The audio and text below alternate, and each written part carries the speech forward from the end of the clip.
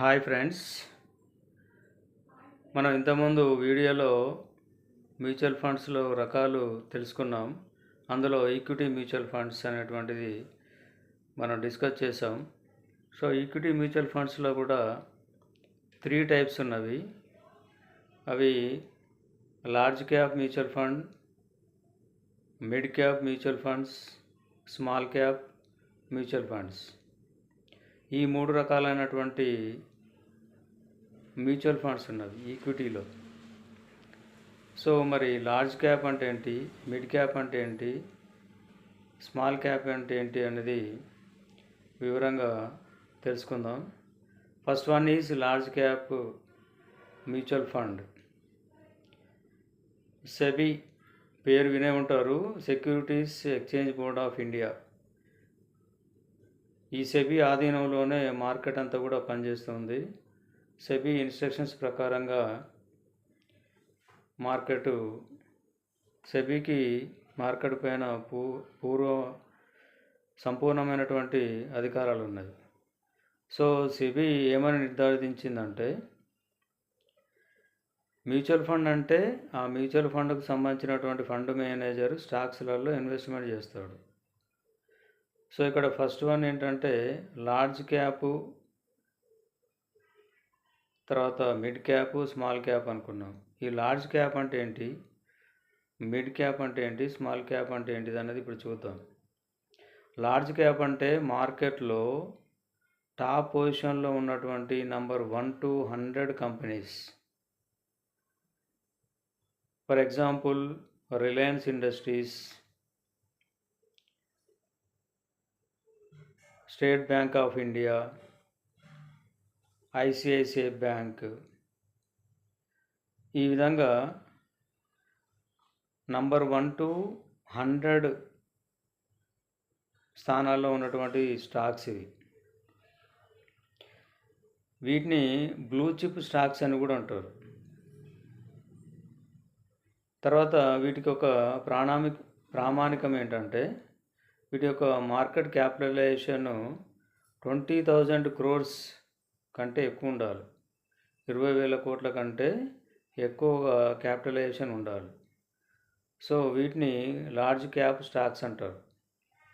So ఈ large cap స్టాక్స్లలో investment కనుక చేసినట్టు అయితే ఆ మ్యూచువల్ ఫండ్ ఏమవుతుంది, లార్జ్ క్యాప్ మ్యూచువల్ ఫండ్ అవుతుంది. మిడ్ క్యాప్ మ్యూచువల్ ఫండ్ అంటే మిడ్ క్యాప్ స్టాక్స్. ఇవి 101 నుంచి 250 స్థానాల్లో ఉన్నటువంటి స్టాక్స్. ఇవన్నీ కూడా మిడ్ క్యాప్ స్టాక్స్.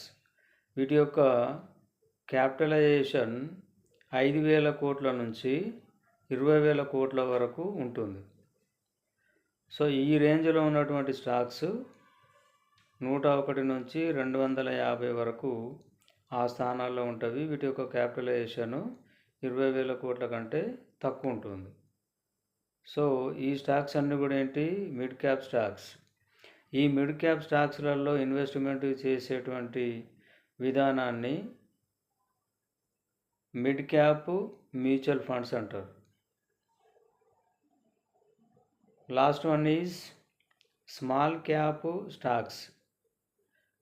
అంటే ఇవి మార్కెట్లో 251 నుంచి ఆ పైన ఉన్నటువంటి స్టాక్స్. వీటి యొక్క క్యాపిటలైజేషన్ 5,000 కోట్ల కంటే తక్కువ ఉంటుంది. వీటిని ఏమంటాం మనం, స్మాల్ క్యాప్ స్టాక్స్ అంటారు. సో ఈ స్మాల్ క్యాప్ స్టాక్స్లలో ఇన్వెస్ట్మెంట్ కనుక పెట్టినట్టు అయితే వాటిని స్మాల్ క్యాప్ మ్యూచువల్ ఫండ్స్ అంటారు. ఈ విధంగా లార్జ్ క్యాప్ మ్యూచువల్ ఫండ్ అంటే అవి నంబర్ 1 నుంచి 100 స్థానాల్లో ఉన్నటువంటి బ్లూ చిప్ స్టాక్స్లలో ఇన్వెస్ట్మెంట్ చేసే విధానాన్ని లార్జ్ క్యాప్ మ్యూచువల్ ఫండ్ అంటారు. 101 నుంచి 250 వరకు ఉన్నటువంటి కంపెనీలలో 20,000 కోట్ల కంటే తక్కువగా క్యాపిటలైజేషన్ ఉన్నట్టయితే అందులో ఇన్వెస్ట్మెంట్ చేస్తే మిడ్ క్యాప్ మ్యూచువల్ ఫండ్ అంటారు. 251 నుంచి ఆ పైన ఉన్నటువంటి కంపెనీస్ వీటి యొక్క క్యాపిటలైజేషన్ 5,000 కోట్ల కంటే తక్కువ ఉంటుంది. ఈ స్టాక్స్లలో కనుక ఇన్వెస్ట్మెంట్ కనుక చేసినట్టు అయితే అది స్మాల్ క్యాప్ మ్యూచువల్ ఫండ్ అంటారు. లార్జ్ క్యాప్ ఫండ్ అనేటువంటివి రిస్క్ తక్కువ ఉంటుంది, ఎందుకంటే వెరీ హై పాపులర్ అయినటువంటి స్టాక్స్ అవి. మిడ్ క్యాప్ ఫండ్స్లలో కొంచెం రిస్క్ ఎక్కువ ఉంటుంది comparison to large cap stocks. Small క్యాప్స్లలో హెవీ రిస్క్ ఉంటుంది, ఎందుకంటే ఇవి స్మాల్ క్యాప్స్ కాబట్టి మార్కెట్లో ఇవి బాగా హెచ్చు తగ్గులకు లోనవుతుంది. కాబట్టి స్మాల్ క్యాప్ మ్యూచువల్ ఫండ్స్లలో ఇన్వెస్ట్మెంట్ అనేది లాంగ్ హారిజాన్ తీసుకోవాలి. ఒక 15 years 20 years టైం తీసుకుంటేనే మనకు లాభాలు రావడానికి అవకాశం ఉంటుంది. సో ఈ విధంగా 3 రకాలైనటువంటి మ్యూచువల్ ఫండ్స్ ఉంటాయి ఈక్విటీ మ్యూచువల్ ఫండ్లో. కాబట్టి ఇంతకుముందే మనం చెప్పుకున్నట్టు మన రిస్క్ను బట్టి, ఏజ్ను బట్టి, మన యొక్క కెపాసిటీని బట్టి ఈ మ్యూచువల్ ఫండ్లో ఇన్వెస్ట్మెంట్ చేయాల్సి ఉంటుంది. So friends, share it, subscribe it, enjoy it. Thank you.